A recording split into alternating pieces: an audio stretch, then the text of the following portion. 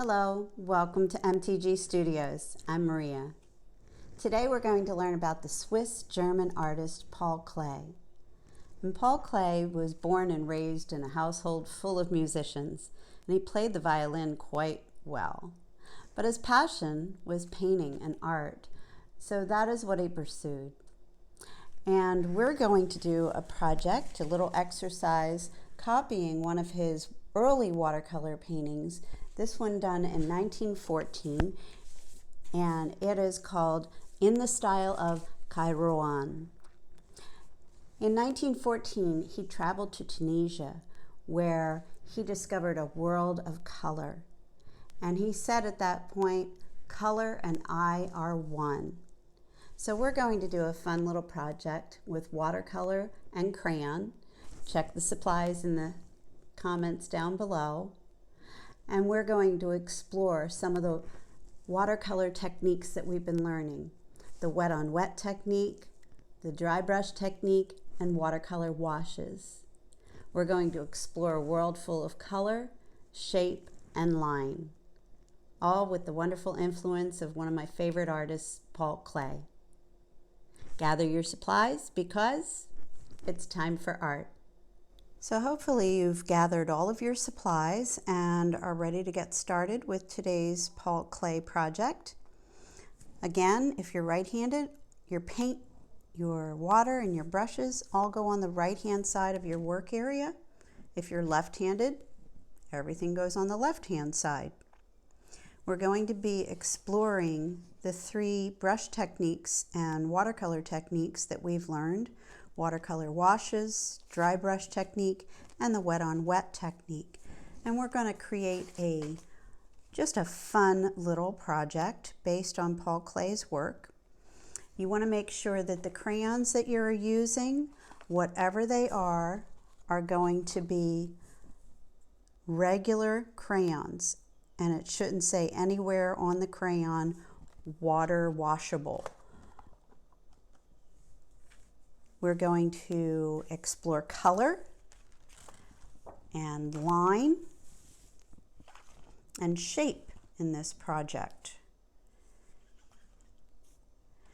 Your color scheme could be primary, all of your three primary colors, the yellow, the red, and the blue. You might choose a color scheme that features only secondary colors, orange, green, and purple.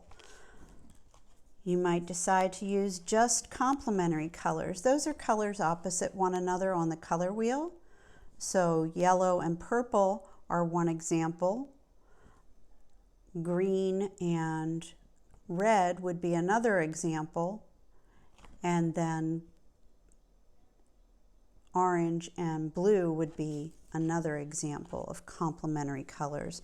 Analogous colors are colors on one side of the color wheel or the other, and they would include a variety of 3 to 6 colors that are right next to each other on the color wheel. You might decide to do just cool colors in your painting, and those are all going to be your greens, blues, and purples. Or you might decide to do all of your warm colors, your reds, oranges, and yellows. So the first thing you want to do is just use your pencil to lightly, very lightly draw on your paper. Mostly Paul Klee started with a large rectangle and then worked his way out from there. I like to start with the circle, so you can put one or more circles and then start adding more geometric shapes like triangles and rectangles and squares, straight lines. You can introduce a curved line here and there. And then you're going to choose your crayons and go over your outlines with the crayons. This creates what's called a wax resist.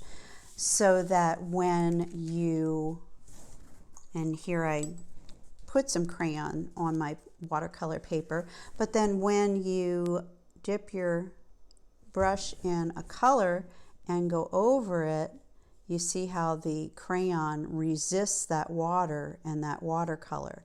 So that's why it's important that these not be washable watercolors that we're using. so that they will not wash the crayon away and instead resist that area. So right now we're just going to start painting. We're going to maybe do a wet on wet area, and first make your paper wet with clean water. Again, you want 2 cups of water available because they do tend to get a little muddy, and we don't necessarily want muddy, icky colors. So it's good to have a 2nd cup of water so you don't have to keep getting up and down and up and down. And then just bleed a color of your choice in there. I think I might want to stick with maybe my secondary colors with maybe a touch here and there of yellow. As you see, my crayon colors are orange, a nice pink and green, although pink is just a tint of red. It's just, pink is just red with white added into it. So there's my wet on wet technique that I've explored. Now I still have a good bit of paint on my brush here, so I'm just going to go on a dry area here and see what happens if I do that, and maybe pick up this bead of color that's ready to drip off the edge of the paper and work that in there. I kind of like that. Now here's the fun part. I'm going to show you. If we take a little bit of that red, nice deep red, put that in the middle.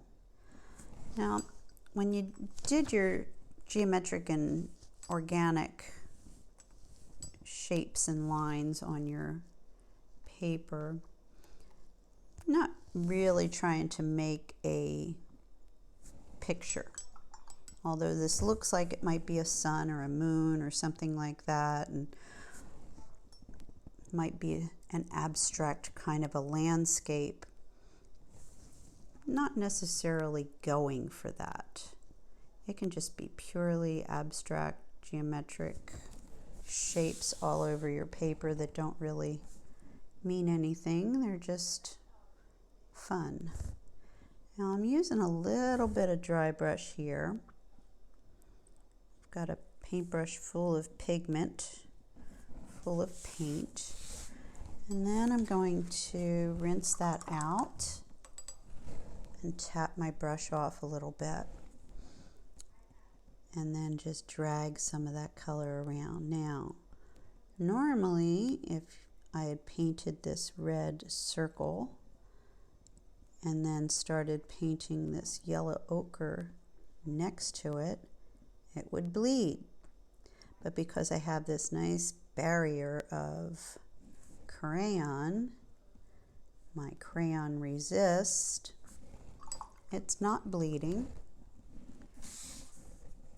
Purple crayon is kind of standing guard. It's putting up its hands and saying, no, you can't go this way.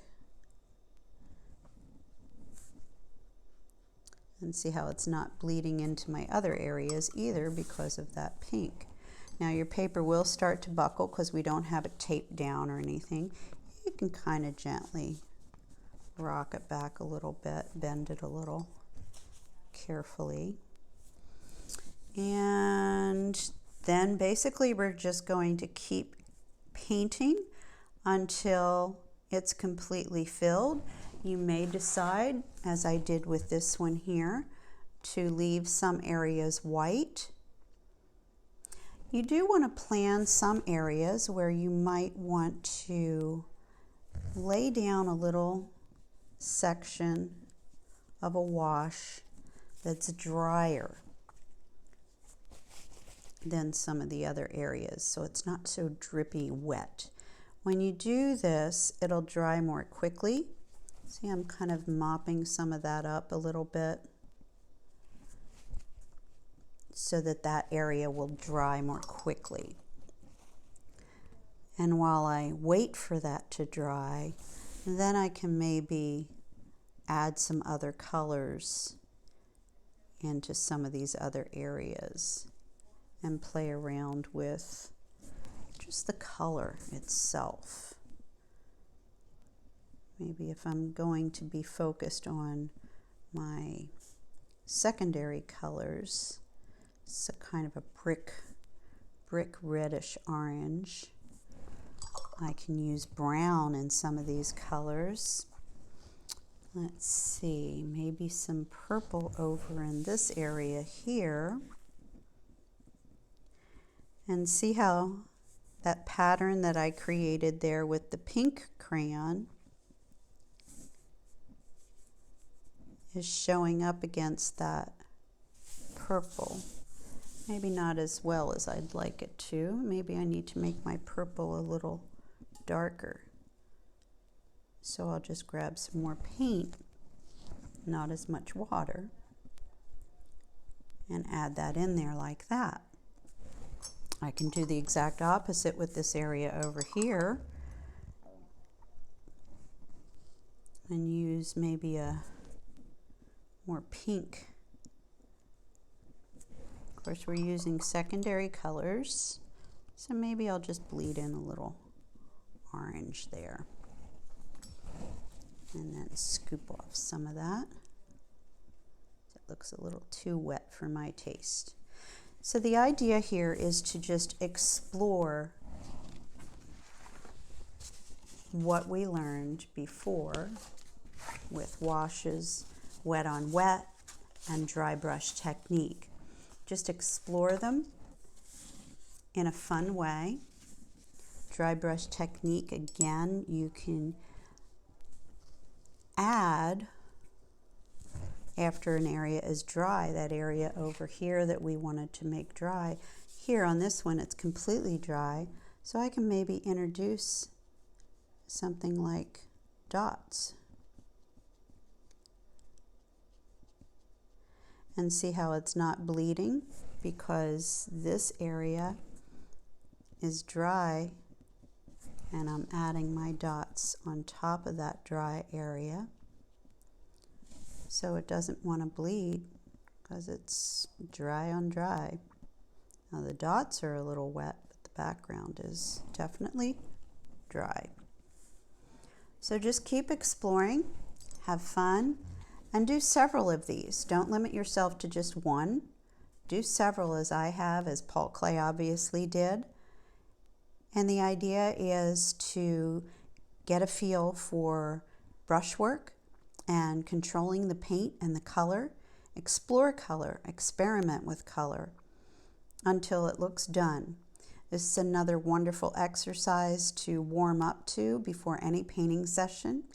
Gives you the freedom to explore something in a non-representational way, so you can just sort of get yourself into the mood to paint before you start actually painting something else. Well, I hope you enjoyed learning about Paul Klee and had fun exploring color. This is a fun exercise that you can do as a warm-up before any painting session with watercolor. It allows you the freedom to explore color, shape, line, and all of the watercolor techniques that you might be using.